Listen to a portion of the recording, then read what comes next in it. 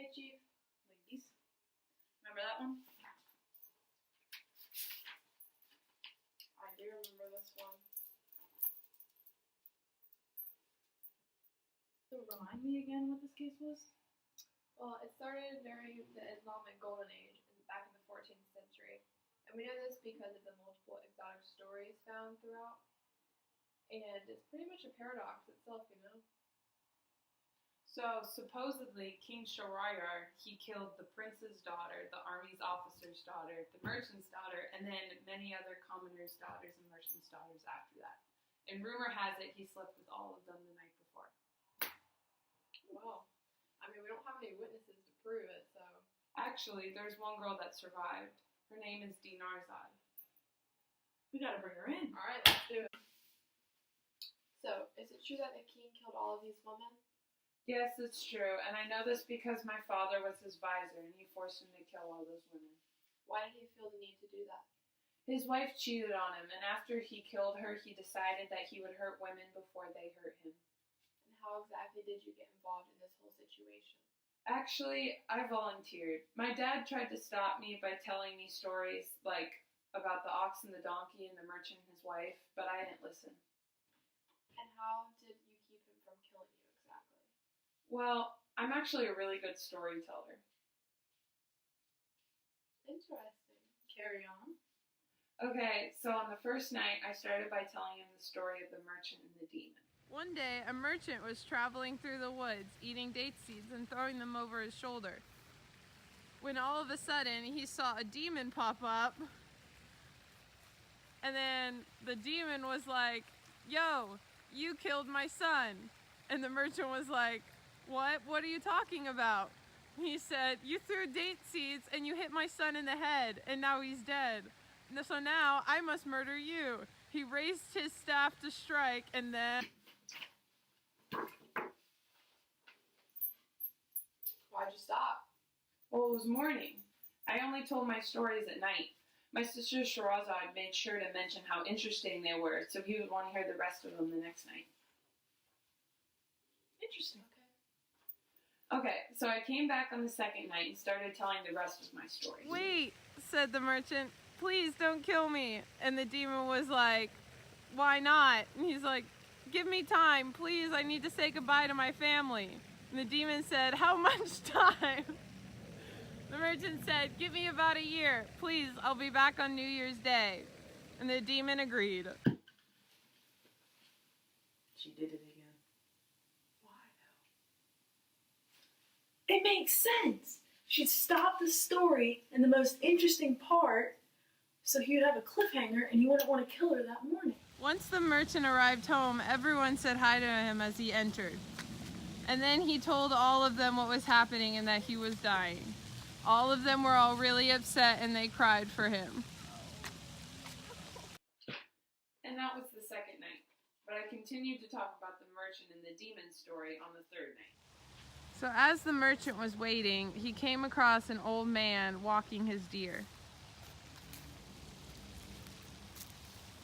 Him and the old man started talking and they were having a great conversation. And then another old man came up carrying his 2 dogs. They all started talking as well, and then another old man appeared walking with his mule. They were all having a great conversation when then it was finally time, and then the demon showed up to take the merchant away. And then it took me 2 nights to talk about the first old man's tale. A long time ago, the first old man had a wife, but she was unable to bear children. The old man then had a mistress who then bore a son, who he thought was the most handsome son he could ever have. But the wife got so jealous that once the old man left to go on a trip, the wife then came back and turned the son and the mistress into a pig and a bull. She then took the pig and the bull and turned them into a feast for the old man to have when he came back home. The old man was so upset that when he came back, he was so distraught that he then sent his wife away and turned her into a deer. The old man came up to the demon and started begging him, "Please give me this man's 1/3 of his life claim." And the demon was like, "Okay, fine." But then there's the second old man's tale that took me another 2 nights. The second old man's tale started when 3 brothers lost their dad. Before their dad died, he pledged to give 1,000 dinars, Islamic money, to each brother. The first one saved and did everything he can in his store to become prosperous with his life. The second one, he spent it, as well as the third one. All they did was spend.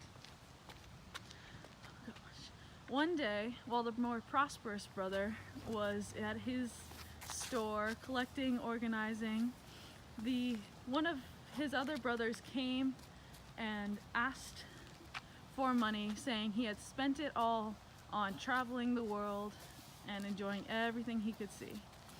He politely asked for 1,000 dinars, and being the good other brother the prosperous one was, granted it to him. The other brother was then on his way. A few weeks later, after the prosperous brother was still continuing to save money and be happy, the other brother came and asked for money,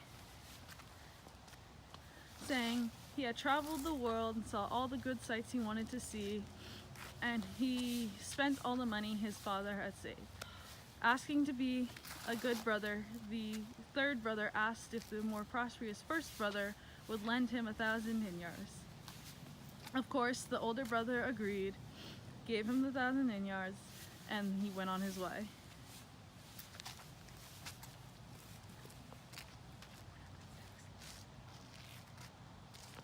After pestering the oldest brother for money all the time and saying how wonderful their journeys were traveling the world, the 2 brothers finally persuaded the oldest brother to go on a journey and travel the world with him.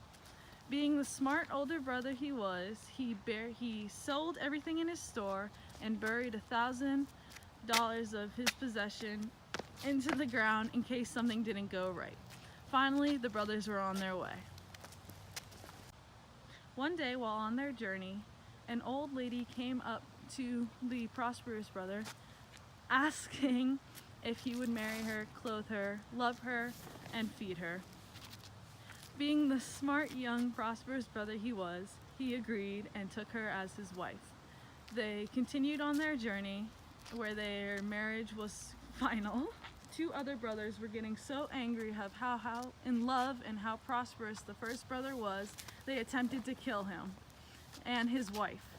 Being this, the new wife saved him after they were pushed into the boat, saved him, and turned the 2 other brothers into dogs.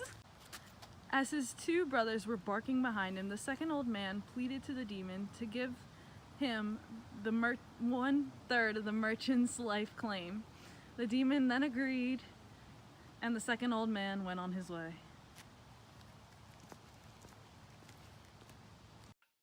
And then the third old man's tale took me 1 more night. The third old man's tale started when the old man returned home from a journey and found his wife had been cheating on him with the slave boy. He then cursed her and turned her into a mule. After concluding his story and the mule of his wife behind him, he asked for 1/3 of the claim on the merchant's life. The demon pondered and then agreed, for the merchant would be set free as of now. But none of these are as interesting as the fisherman's tale. I think we have a pretty good amount of evidence here. Thank you for your time. But I'm not done yet. I still have 993 more nights to go.